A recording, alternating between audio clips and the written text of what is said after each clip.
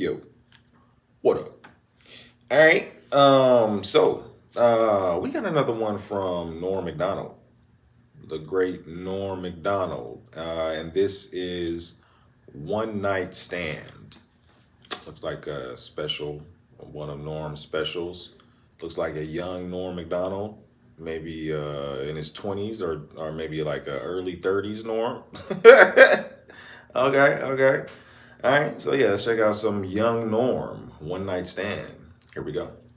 HBO presents One Night Stand. Starring Norm Macdonald. Ladies and gentlemen, Norm Macdonald.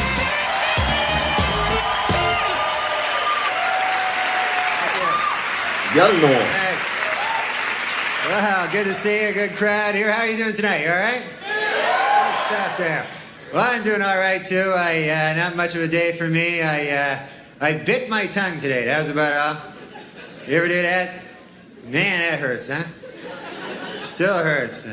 Very embarrassing biting your tongue. You know, you just be walking down the street, minding your own business. You know, doodly doo, doodly doo, doodly ho. And then everybody's looking at you and everything there, you know, and you're ashamed, you know, you feel ashamed that you bit your tongue. You go, hey, what's the matter with you there? You go, my uncle's sick. Yeah, I didn't bite my tongue, if that's what you think. I'm surprised I don't bite my tongue all the time, actually, you know, because I got so many teeth, you know. I got 50, 100 teeth, something like that. And they're all right around my tongue there, you know. They don't get out much. But I quit smoking. That's good for your teeth, man. You ever tried that? Holy cow, is that tough, huh? I smoked ever since I was a kid. I always remember smoking, you know. One time I remember as a little kid, I was like 8 years old, and I was behind my garage. I was sneaking a cigarette back there, and my dad caught me. I'll never forget it. His big head came around the corner of the garage. There it was, my dad's big head. And then his body, right after it. There was his body.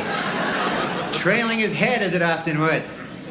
And he grabbed me, and he hauled me in. And I thought I was in for the strapping of my life, you know? What he did is he pulled out his giant cigar. Must have been half the size of my arm, this big cigar. Stuck it in my mouth, lit it up, made me smoke it all the way through, right to the end. That's when I started smoking cigars real heavy. That plan backfired on him. Then there was another time I remember, now that I'm thinking about it. I was behind the garage again, as luck would have it. And this time I was smoking a big fat joint back there. And don't do drugs. And my dad's big head showed up again. And there's no body this time, just a big head. That was the funny part. You like to mix it up like that, you know? So anyways, he grabbed me there with his teeth, and he hauled me in. And I thought I was in for the strapping of my life, you know, but injected me with heroin. So he was a strict man, I'll tell you that. But you gotta quit smoking, that's all I know, man. You gotta quit smoking. It's not all I know other things too, but it'd be a kind of a wasted life if that's all I combed out of it there. But you gotta quit smoking, because otherwise you get old and then unhealthy, you know? You see a lot of that, you know? Although some guys don't. You ever see those old guys? Doesn't matter what the hell they do to themselves, they just grow old anyway, you know? Meet a guy, be the oldest bastard you ever met, you know? Just does everything wrong, you know? Every day, I smoke 4 packs of cigarettes.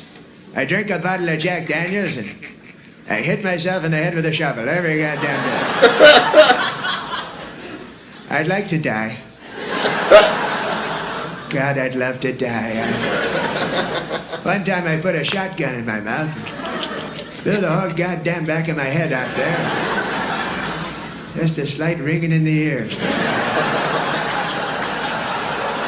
can't die. I think my girlfriend wants to get married or something, you know? She's dropping hints now all the time, you know? I think she wants to get... Last week, she got a 1-year subscription to Bride magazine. And I renewed it for another 5 years.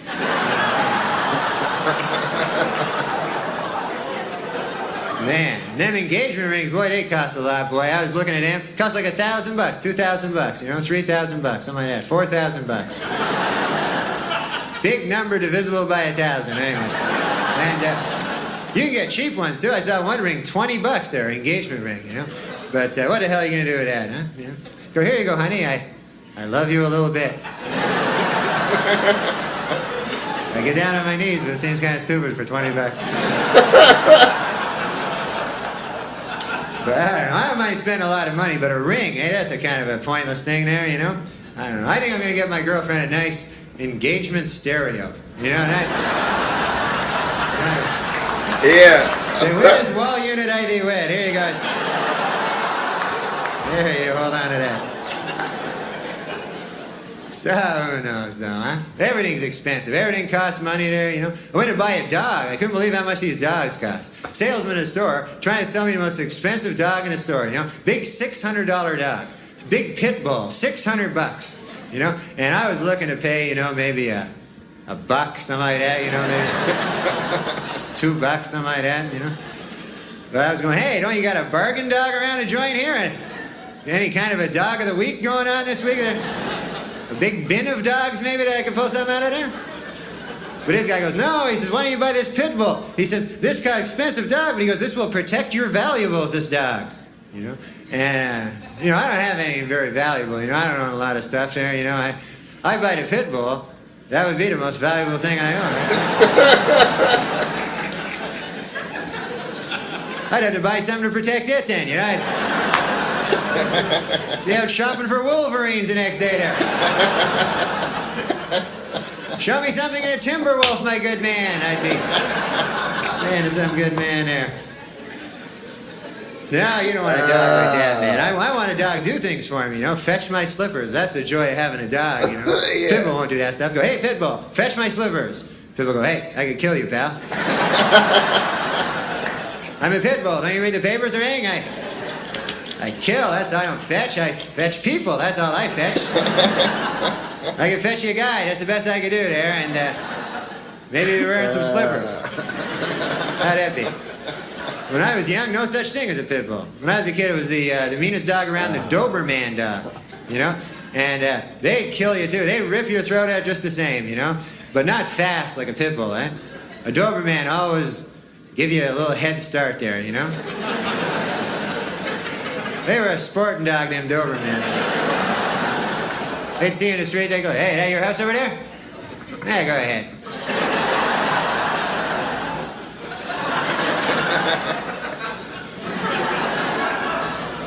Then they soar through the air and rip your throat out. And do a flip, you know, and you'd be impressed, even though you're dead, you know. Man, look at that flipping. But I don't want it. You don't see Dobermans around anymore. You ever notice that? Pit bulls now, they got all the work and everything. All the domestic security jobs go to the pit bulls. And man, a Doberman's like the forgotten dog now, you know? Once in a while you see him on a park bench with a frisbee there, you know? I used to be somebody. I'm a Doberman. Got a buck? Buck for the Doberman? So I'm getting those killer dogs, you know. I always buy a dog. When I'm buying a dog, I think to myself, I go, hey, if this dog goes berserk, could I take him? I got a nice wiener dog. I got one of them wiener dogs. Wiener dog can't rip your throat out or anything like that, you know. Unless you're lying down, you know. You have to be lying down sleeping there, you know. And a wiener dog sneak up late at night, start nibbling at your throat there. Maybe by daybreak he's got a hold of a vein there, he's pulling out a vein there. You know, you wake up, oh, get away from me, a wiener dog. The hell you think you're, a pit bull or something there? Get my vein back there. Where's he get out of a wiener dog? There's a hickey, a little hickey there. That's about all. That's embarrassing to do. Hey, you ever have a hickey, man? You be walking down the street, people see, hey, you got a wiener dog over there. So, you never know, though, huh? But the hell with dogs, I'm gonna get to be a big guy, just defend myself. You know, I'm gonna work out. That's what I'm gonna start doing. You know, I haven't worked out for Ever. I never worked out. Good God, has it been that long ever? But I gotta start, because, man, I used to be in good shape. When I was younger, that's when I was in good shape, Back when I was in my peak physical condition when I was about, one. Man, you should have seen me back then. When I was one. Oh, God, I look good. Young and fresh. You wouldn't know me now if you see me when I was one, I even look good for my age. People would come up to me and go, what are you, 0? And I go, no, I'm 1 over here. They go, man, you don't look a day past 0. I'm not bullshitting you there. Look good. And I go, well, thank you very much. I appreciate it. But I'm 1.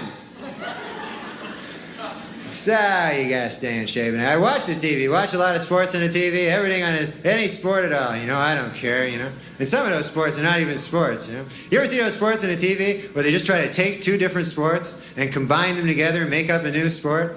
They don't even work together, like Baseball. Guy will run a 100-yard dash and then fish.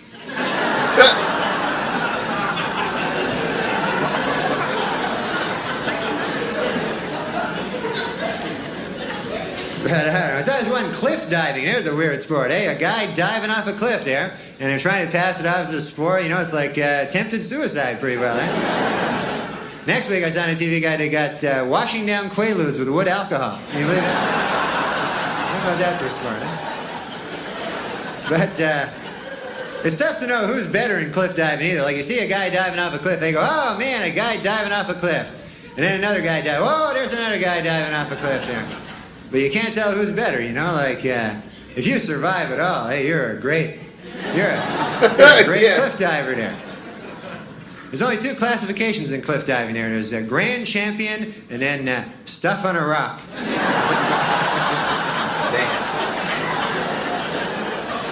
Very hard to make a comeback in that sport, I'll tell you that. There's a lot of dedication there. Oh, man. But I don't know, though, I love the TV, though. Anything on the TV at all. Watch game shows. You ever watch them? You ever see that game show, The Dating Game? That's the oddest game show I ever saw, that show, They got no prize in the show. They just give you, another contestant. That's your prize. Just pair you off. No budget at all on the show, And they always do the same thing on the show. They get a beautiful girl, match her up with 3 giant geeks there, Last week they had a guy on, it was like a crazy guy, loony bin, kind of a psycho wingnut, You can tell by how they introduce him. Bachelor number 2 is a shadowy lurking character. From no fixed address, please welcome. He's just a guy. Menacing figure shambles into the studio there, And then they make the girls, ask those questions. They always be about sex, Always thinly disguised sex, Never direct, insertion or anything, but it's always something about, like the girl go, Bachelor number 2, if I were a popsicle, what would you do to me? What would you do to me if I were a popsicle? That's what it says in the card here. So he goes, well, if you're a popsicle, huh? Well, first of all, I guess I'd take your wrapper off. If you know what I mean. And then I'd grab a hold of your sticks. If you know what I mean. And then I'd press you against the counter till you're broken too.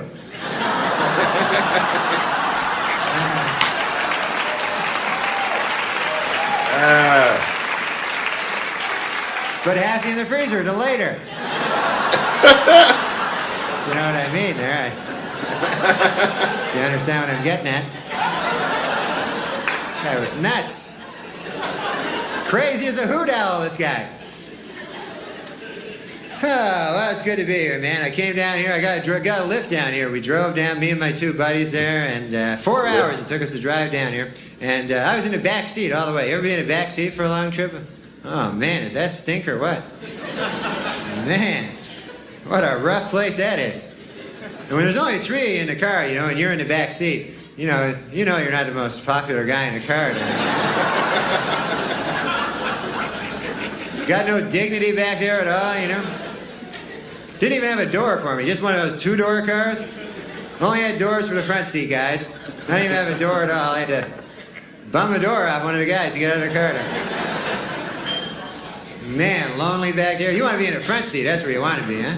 Right beside the driver, that's the place. Second in command there. You get to look at the map and everything and check out the tapes out of the box and all that stuff. You go, hey man, the driver dies, I'll be the driver. Got responsibility there, you know? Backseat, man, you're just cargo back there, you know? Just nothing back there. You can't talk to them, you know? You got that class barrier, front seat, back seat thing there. You can't smash through that, you know? You ever try? You just stick your head into the front seat?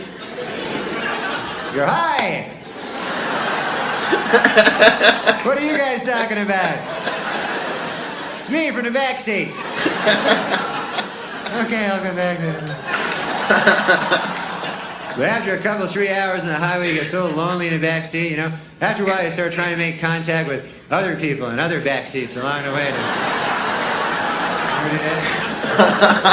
Look out your little excuse for a window there. Oh, shit. I'm backseat people too over here. We must band together. I have some literature for you to look at there if you want. Oh, shit. Could be a cow in the back of a flatbed truck there. Hello there. It's livestock, but it noticed me there. You really tell I didn't care about you in the backseat by that fucking seatbelt they give you, huh? Just right here, no shoulder strap or nothing, just same seatbelts they banned from the front seat back in the 50s. Said, man, we can't have these in the front seat. We throw them in the back seat. We'll give you shoulder straps up here and airbags, and on impact, a medic will jump out of your glove compartment there. You're good up here. Even got a headrest for it, you know? So your head doesn't hurt or anything, you know? Man, you be in the back seat, that headrest just be like a face smasher to you, you know? Just grimly mocking you for the whole trip there. Head to go to that like an overripe cantaloupe there, you know? Just splash. The only way you can escape it is to sleep, you know? That's the only thing you can do in the back seat. Sleep and for a chance to dream. Yeah. I love sleeping. I know you like to sleep? Oh, it's the Shit. best, man. You'll be having a really good dream, and then right in the middle of the dream, you wake up, right in the best part of the dream, and there you are, back in your stinking life again. Man, that's rough, huh? So then you fall asleep, try to re-dream it. Man, that never works out there. Always end up with some weird mutation of your original dream there, you know? The other night I was dreaming, you know, I was in a pool with Christy Brinkley, and we were approaching each other, me and Christy Brinkley in a pool. We were just about to touch, and I woke up. So then I fell asleep, tried to re-dream it there, ended up shooting pool with David Brinkley. That wasn't very much fun there, I'll tell you that, man.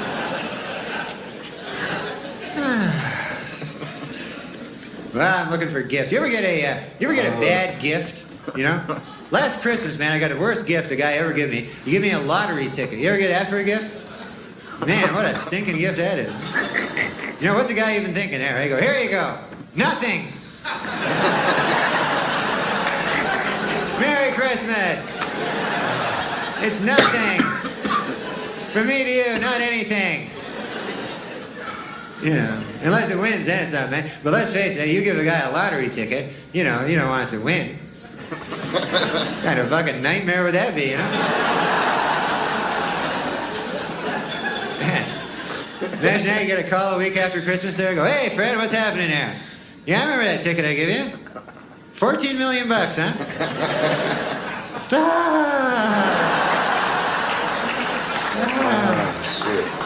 Good for you, Fred, yeah. No, I'm happy over here. No. Listen, what'd you get me again there, Fred? I can't remember what you got me. I know I got you 14 million, but I can't remember for the life. Oh, yeah, the cup. Yeah, I remember now. Yes, thanks for asking. I'm enjoying the cup there. I had some tea out of it the other day there, and some coffee. I'm hoping to have some soup there, and guess no chance that cup's skyrocketing in value at all, huh? I guess that's a sensible view. Well, I gotta go now, Fred. I gotta go apply a shard of glass to my throat. Okay, goodbye. You never know. But you always gotta buy. I gotta buy for my dog now. I gotta buy gifts for him, you know. And man, he has a birthday like 7 times a fucking year too, you know. So always out shopping for him there. And man, you don't know what to get a dog. It's very hard to buy for a dog. You know, what the hell are you gonna get him, you know? You want to get him something he wouldn't ordinarily get for himself, you know, but that's just strewn garbage. That's all he ever gets for himself. I got him a rubber bone. I thought he'd like that, you know? Doc gets it, goes, oh, great, a bone. Oh, yeah, it's not a bone. Million laughs, pals. What's next, an electric fire hydrant over here? What the hell are you doing to me? I'm a dog over here.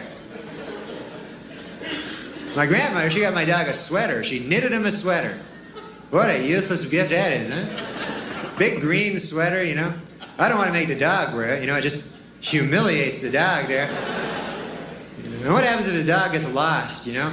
He's wearing a sweater. Right? How long is he going to survive in the alleyways with that on his back there? Man, them's mean streets if you're a wiener dog in a cardigan, I'll tell you that. You don't last too long there. They off you like a... whatever they off you like. So who knows though. My dog doesn't really talk, by the way. I know my dog talks in a lot of my little jokes there, but I'm just lying there. He's a regular dog. You know. I lie like that sometimes. You ever lie? Who the hell doesn't lie? Hey, you gotta lie, but you ever lie for no reason? That's the worst kind of lie, huh? You know, because usually there's a reason you lie. Like you want to protect somebody's feelings or, you know, fuck over your buddy or something like that. Would you ever just a big lie spills out of your evil head all of a sudden, you don't even know? You know, like a guy will come up to you and go, hey, you ever see that movie with Meryl Streep and the horse? And then you go, yes. And then in the back of your head, you go, what the fuck am I lying about over here? I stand to gain nothing by this lie. The hell am I thinking back here in my head? So, I don't know. You try to be a good person now, eh? That's the best thing. A lot of bad people, man. A lot of bad guys. I was reading this one guy in the paper, you know? Baddest guy I ever read about. This guy killed his family, if you can believe this, folks. Killed his family because the devil told him to. Can you believe that? Man, what a dork, huh? That was the headline, actually. What a dork! Guy kills his family because the devil told him to. But can you imagine that? And then afterwards, you go back to the devil, you know, you go, yes, devil, I did as you instructed. I slaughtered my family as they lay sleeping, and then I chopped them up and put them in a duffel bag. Here they are. I got them here in the duffel bag. I'll be burying them tonight at the shallow grave by the side of the railroad track, as you have commanded, O Lord host of the hoary netherworld. And then the devil pulls off a mask. It's me, Bob!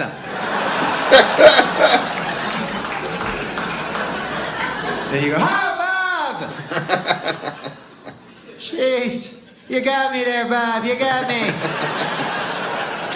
Is my face red or what over here? I got my family in a duffel bag. That's one for you there, Bobby boy. Okay, listen, folks, you've been great. Thanks a lot, huh? Enjoy.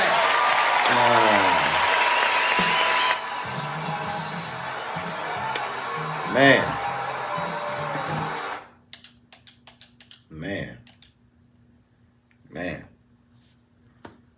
Was that that may have been like prime Norm. Man. Was he might that looked like maybe right before the weekend update. Jesus. This nigga, yeah, young Norm was a powerful comedian. Had the same cadence. Jesus, the fucking the backseat. Yeah, I think he's right on point with the with sitting in the backseat. You know, you lose a lot of rights when you sit in the backseat. You know what I'm saying? You're dependent on the front seat people. There's two classes.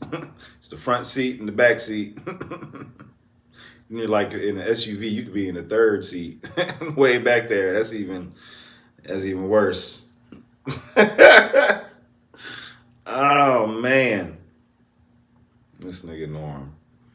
Then redreaming, I've actually tried that. you have an amazing dream, and then for some reason you wake up while you're dreaming that amazing dream, and you try to go back to sleep so you can continue that dream, and it never works out. You can't control your dreams. If you could, that would be wild. That'd be wild if you could control your dreams. Every dream would be amazing. You would never have bad dreams. Jesus. This nigga Norm. Man. Young Norm was different.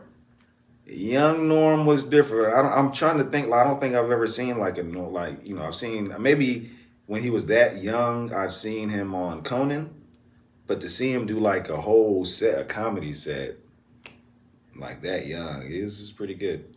This nigga Norm is pretty good, pretty good.